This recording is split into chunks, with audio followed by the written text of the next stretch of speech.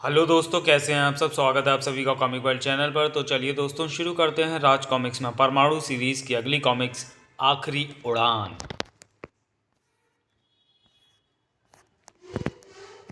आखिरी उड़ान। लेखक हनीफ अजहर, संपादक मनीष गुप्ता, चित्रांकन मनु। दिल्ली, अति व्यस्त महानगर जिसकी सड़कों पर दौड़ते हैं लगभग 28 लाख छोटे बड़े वाहन, और ये संख्या दिन दूनी रात चौगनी बढ़ती ही जा रही है। अगर जल्द ही वाहनों की इस अंधाधुंध बढ़ती संख्या को नहीं रोका गया तो वह दिन दूर नहीं जब सड़कों की तरह उस आसमान पर भी जाम लगा नजर आएगा, जहां या तो कोई इक्का दुक्का विमान उड़ता नजर आता है या फिर नजर आता है परमाणु। दिल्ली की आंख के नाम से प्रसिद्ध परमाणु शहर में घटने वाली छोटी बड़ी घटनाओं को तलाशती जिसकी निगाहें उस जाने पहचाने चेहरे पर जा टिकी। ये तो ममता है, लेकिन उसके साथ बैठा हुआ नौजवान कौन है जो कार को जेट की तरह ड्राइव कर रहा है? वह ज़रूर किसी से करेगा कोई एक्सीडेंट। ओ ठाक! परमाणु का डर अगले ही पल सच हो गया। कार को तेजी से ट्रक के साइड से निकालने के चक्कर में वह नौजवान मोपेड पर सवार एक वृद्ध को साइड मार चुका था। अजीत भैया रुको, हमारी कार से साइड लगने से एक आदमी गिर गया है। तो क्या हुआ बेबी, आज उसकी किस्मत में गिरना लिखा होगा। अपने शिकार की तरफ देखना भी गंवारा नहीं समझा था उसने। और वैसे भी मैं एक सिविलियन के लिए रुककर अपना टाइम खराब नहीं करूंगा।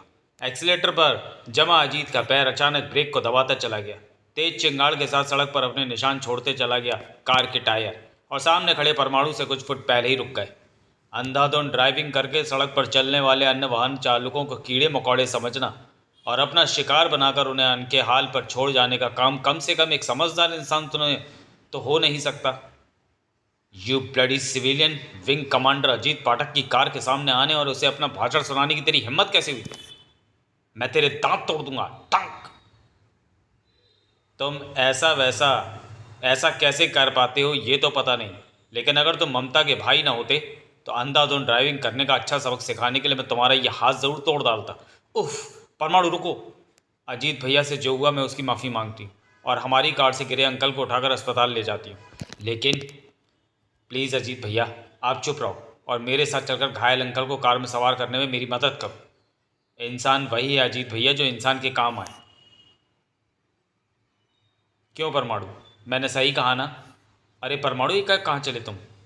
परमाणु अचानक हवा में क्यों लहराया था, दूसरे ही क्षण ममता को इसका पता चल गया था। फड़ाक! ओह! एक पक्षी के टकराने से आकाश में एक मिग विमान ध्वस्त हो चुका था और उसके सवारों के सिरों पर मंडराने लगी थी मौत। लेकिन जिस तक परमाणु पहुंच जाए उस तक भला आकस्मिक मौत कहाँ पहुंच पाती है। आकाश में होने वाली यह दुर्घटना सही समय पर मेरी नज़र में आ गई, वरना ये ज़िंदगी अभी खत्म हो जाती उस विमान की तरह। पड़ा! मौत का निवाला बनने से बचे वायु सैनिक कृतज्ञ खड़े निहार रहे थे उस मसीहा को। धन्यवाद परमाणु, मौत के ठीक जबड़ों से खींच लाए हो तुम हमें। भगवान ने तुम्हें फरिश्ता बनाकर हमें बचाने भेजा था। बहुत खुश बहुत खुशकिस्मत है हम सब, वरना इस एरिया में हुई पिछली किसी दुर्घटना में कोई भी जिंदा नहीं बचा। हाँ हाँ, पहले भी दुर्घटना हो चुकी है। हाँ, इससे पहले भी हमारी वायुसेना के 5 विमान ऐसी दुर्घटना के शिकार हो चुके हैं और पिछली सभी दुर्घटनाएं भी पक्षियों के टकराने से हुई हैं। इस एरिया में ये पक्षी न जाने कहाँ से एकाएक विमान के सामने आ जाते हैं और लगभग 50 करोड़ रुपए के विमान को खत्म करने का कारण बनते हैं। इन दुर्घटनाओं में विमानों के साथ साथ हमारी सेना को कई काबिल पायलटों से भी हाथ धोना पड़ा है। तभी सारा वातावरण फायर ब्रिगेड के सायरनों से गूंज उठा। वायुसेना के उच्चाधिकारी व फायर ब्रिगेड यहाँ पहुँचने वाले हैं। मुझे यहाँ से चलना चाहिए। दुर्घटनाग्रस्तों को नीचे छोड़कर ऊपर लहरा उठा परमाणु। अपने दिमाग से दुर्घटना की बात ना निकाल सका। यह एरिया फ्लाइंग एरिया के नाम से जाना जाता है। इस क्षेत्र की दूर दूर की जगह को एयरपोर्ट अथॉरिटी ऑफ इंडिया ने अधिग्रहण कर रखा है। प्रशासन इस बात का पूरा ख्याल रखता है कि इस एरिया में कहीं कोई खाने पीने की वस्तु या गंदगी का ऐसा ढेर ना हो जिससे आकाश में उड़ने वाले पक्षी आकर्षित होकर इधर आएँ। इस एरिया की साफ सफाई इस बात की गवाह भी है कि प्रशासन अपने काम को बखूबी अंजाम दे रहा है। कहीं कोई गंदगी नहीं, लेकिन फिर भी इस एरिया में न सिर्फ पक्षी मंडराते नजर आए बल्कि वायुसेना के 5 विमानों की दुर्घटना के कारण भी बने। कहीं कोई चक्कर जरूर है, लेकिन क्या? परमाणु ने बहुत सोचा लेकिन उसकी समझ में कुछ ना आया। लेकिन उससे परमाणु के दिलो दिमाग में फंसा संदेह का कांटा नहीं निकला था, और इसका सबूत ये था कि अगले दिन भी परमाणु फ्लाइंग एरिया में उड़ता नजर आ रहा था।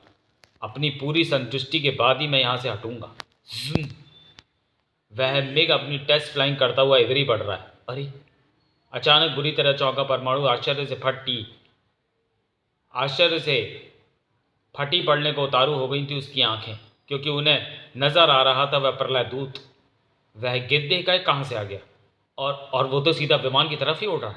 परमाणु के साथ साथ विमान के पायलटों की नज़र भी उस तबाही के परकाले पर पड़ गई थी। सामने गिद्ध है, प्लेन को मूव करो, क्विक। ओके। मुख्य पायलट ने गजब की तेजी दिखाई। विमान ने तेजी से गोता लगाया, लेकिन आश्चर्य, विमान के साथ ही वह प्रलय दूत भी गोता लगा चुका था। अमेजिंग सर, वह गिद्ध गोता लगा कर फिर हमारे सामने है। ओफ, अब कुछ नहीं हो सकता। अब प्लेन को उस गिद्ध से टकराने से कोई नहीं रोक सकता। विमान में बैठे पायलटों को साक्षात मौत नजर आ रही थी, लेकिन बाहर मौजूद वह वंडरमैन नजर नहीं आ रहा था, जो हर हाल में उनकी मौत को टालने की ठान चुका था। मुझे उस गिद्ध को विमान से टकराने से हर हाल में रोकना है। एक बहुत बड़ी दुर्घटना को रोकने के लिए अपने जीवन की सबसे तेज गति से उड़ रहा था परमाणु, लेकिन उसकी वह गति फिर भी कम थी। विनाश अब किसी भी हाल में नहीं टलना था, क्योंकि अगर विमान एक बार फिर गोता लगाता तो शिकारी पक्षी भी उसका पीछा ना छोड़ता। लेकिन तभी मानो चमत्कार हो गया। विमान की तरफ झपटे गिद्ध ने अप्रत्याशित ढंग से अपना निशाना बदल लिया था, और अब उसका नया निशाना था परमाणु। विमान गिद्ध से टकराने से 1 इंच के 100वें हिस्से से बचा, लेकिन परमाणु नहीं बच पाया। ओह! तेजी से उड़ते परमाणु और गिद्ध के टकराव ने कुछ क्षणों के लिए परमाणु को चकरा दिया। परमाणु ने तुरंत ही खुद को संभाल लिया। ओह, उस गिद्ध ने तो मार ही डाला था मुझे, लेकिन मुझे इस बात की खुशी है कि वह गिद्ध विमान से टकराने से बच गया। अरे, वह गिद्ध कहाँ गया? अभी तो यहीं था। गिद्ध के एकाएक गायब होने ने परमाणु के मस्तिष्क में सवालों के तूफान उठा दिए। वह गिद्ध तेजी से विमान की तरफ बढ़ रहा था। अचानक उसकी नज़र मुझ पर पड़ी और वह मुझ पर झपट पड़ा। ऐसा कैसे हुआ? ये सब बातें मेरे कल के शक को और पुख्ता करती हैं, इसलिए आज मुझे अपनी खोज बेहद बारीकी से करनी होगी। उस एरिया को खुर्दबीन बनकर छानती परमाणु की आंखों को जल्दी नजर आया वह संदिग्ध स्थान। झाड़ियों से भरे इस स्थान पर वह साफ जगह जरूर झाड़ियों को उखाड़ कर ही बनाई गई होगी। इस जगह पर मुझे कुछ दिखाई दे रहा, और वह है बहुत से पक्षियों के पंख, और निसंदेह वह पक्षी गिद्ध होंगे, लेकिन यहाँ तो एक भी गिद्ध नहीं दिख रहा। मेरे ख्याल से इसका मतलब एक ही हो सकता है, और वह ये कि इस जगह पर कोई गुप्त तहखाना। ओह, मेरा शक सही निकला। जमीन को खोदकर बनाए गए इस तहखाने में ही गिद्धों को रखा जा सकता है, और ऐसा करने वाला कोई अपराधी ही होगा। थड़ाक! अचानक उस आहट पर चौकन्ना हो गया परमाणु। ये ज़रूर अपराधियों के आने की आहट है। नहीं, ये तो हैं खतरनाक गिद्ध, जिनका एक ही मकसद है मेरे शरीर से मेरा सारा मांस नोच लेना। उफ! लेकिन इन्हें मालूम नहीं कि इनका पाला पड़ा है परमाणु से, जिसके पास इनसे निपटने के लिए है परमाणु रस्सी और ये परमाणु छल्ले। हमला करने वाले गिद्ध परमाणु की विशेषताओं को नहीं जानते थे, लेकिन परमाणु कुछ ही पलों में उन्हें जान गया। उफ, ये तो बेहद तेजी से बढ़ रहे हैं, जबकि मैं अकेला हूँ, और मैं अकेला आखिर इन कितनों को परमाणु रस्सी और छल्लों से बेबस कर सकता हूँ। ओह! आह! परमाणु तेजी से मुसीबत में फंसता जा रहा था, जबकि उसका दिमाग तेजी से उस मुसीबत से निकलने का रास्ता सोचने में जुटा हुआ था। परमाणु रस्सी और छल्लों के साथ ही मुझे इनसे बचने के लिए कुछ और भी सोचना होगा, लेकिन क्या? यहाँ तो कोई भी साधन नजर नहीं आ रहा। ऊपर कोठी व फ्लड लाइट ज़रूर रोशनी के लिए इस्तेमाल की जाती होगी। ये मेरे बचाव का साधन बन सकती है, क्योंकि इसकी तेज लाइट को इन गिद्धों की आंखें सह नहीं पाएंगी और वे लाइटों से डरकर दूर भागेंगी। परमाणु ने एक स्विच दबाया और फ्लड लाइट से निकलकर पीली रोशनी गिद्धों की आंखों को चुंधियाती चली गई। आखिर मैं इन गद्दों के हमले से खुद को बचाने में सफल हो ही गया। परमाणु के मुंह से निकली खुशी भरी आवाज़ दूसरे ही पल चीख में बदलती चली गई, क्योंकि इस बार दुगनी गति से परमाणु पर गिद्धों का हमला हुआ। इस आकस्मिक आक्रमण से हड़बड़ा गया परमाणु। इसी के साथ गिद्धों का झुंड मौत बनकर उसकी तरफ बढ़ चला। परमाणु के पास संभलने का समय नहीं था। अब तो इन यमदूतों से बचने का एक ही रास्ता है कि मैं ट्रांसमिट हो जाऊं। अपनी बेल्ट के ट्रांसमिट के स्विच की तरफ बढ़ गया परमाणु का हाथ, लेकिन उसके दबाने की नौबत नहीं आई, क्योंकि उससे पहले गिद्धों का हमला हो चुका था। लेकिन परमाणु पर नहीं, पीली रंग की फ्लड लाइट पर। पीले रंग पर हमला? अब समझ में आया इन गिद्धों को पीले रंग पर हमला करने के लिए सौंधा गया है। वे फ्लड लाइट पर इसलिए झपटे क्योंकि वह लाइट मेरी पोशाक से ज़्यादा पीली है, और हवा में यह गिद्ध विमान को छोड़कर मुझ पर इसलिए झपटा था क्योंकि मेरी पोशाक उस पीले रिबन से अधिक पीली थी, जिसे मैंने विमान पर बंधे देखा था। ठीक सोचा परमाणु।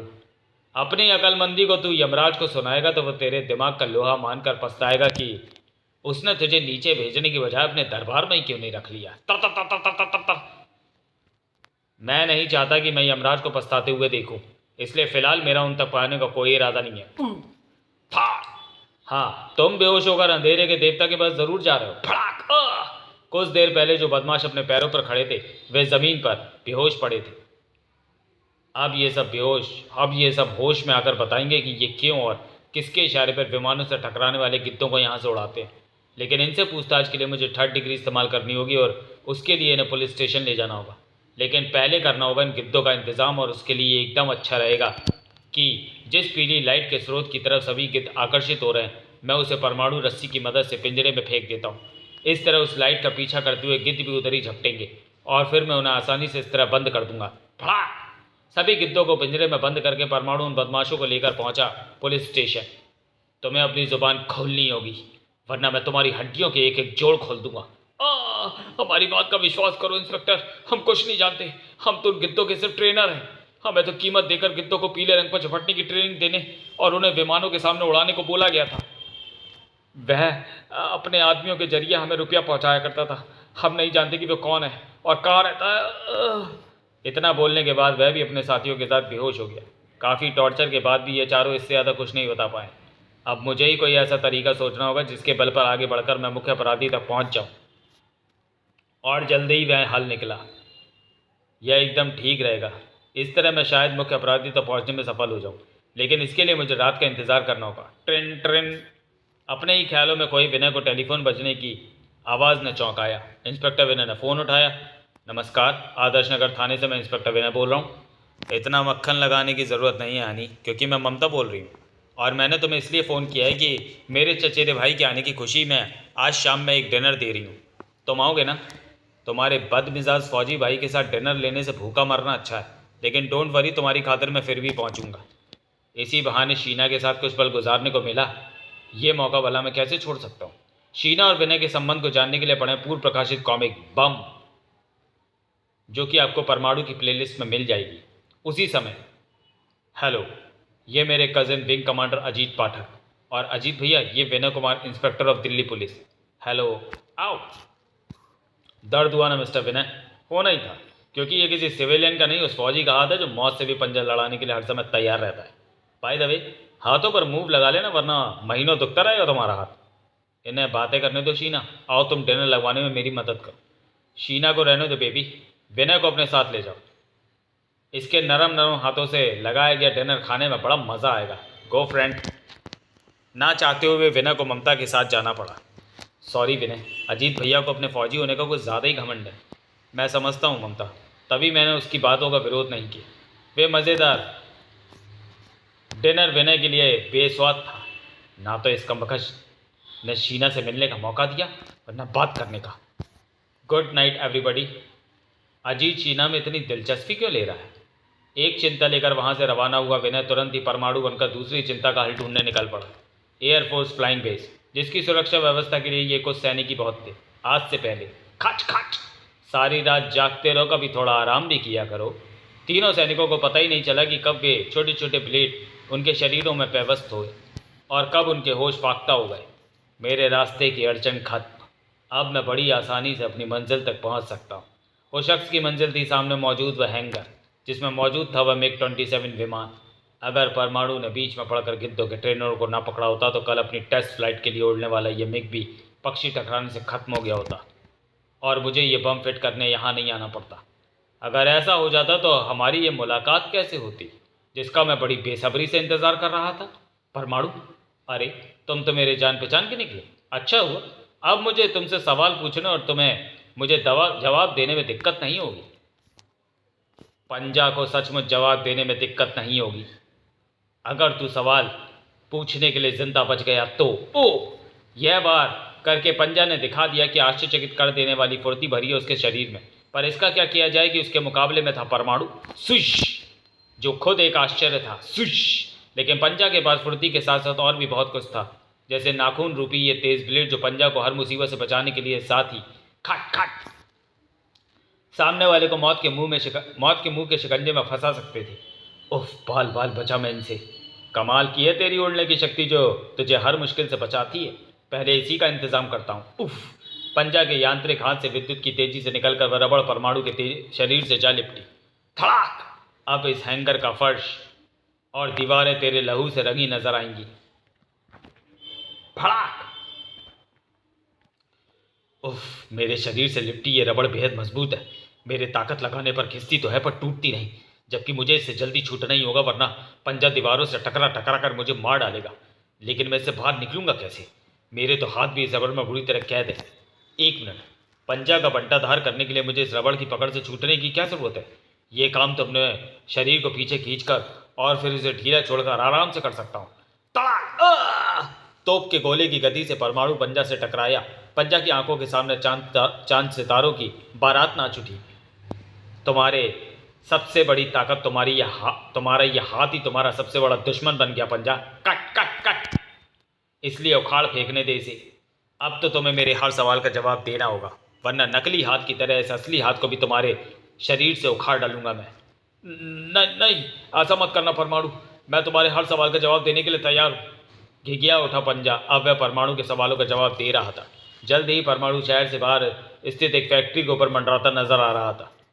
वॉटसन फ्यूल कॉरपोरेशन नामक इस फैक्ट्री में मुझे मिलेगा वह मुख्य अपराधी जिसका नाम है रोजर वाटसन। खनाक। परमाणु तुम यहाँ? जहाँ जुर्म पनपता है वहाँ परमाणु देर सवेर पहुँच ही जाता है। जुर्म? लेकिन यहाँ तो कोई जुर्म नहीं हो रहा। सही कहा, जुर्म यहाँ नहीं, आकाश में और एयरफोर्स फ्लाइंग बेस पर हुआ है। लेकिन उसकी घिनौनी साजिश यहीं रची गई है और उसे रचने वाले हो तुम। इनकार से कोई फायदा नहीं होगा वाटसन, क्योंकि पंजा मुझे सब कुछ बता चुका है।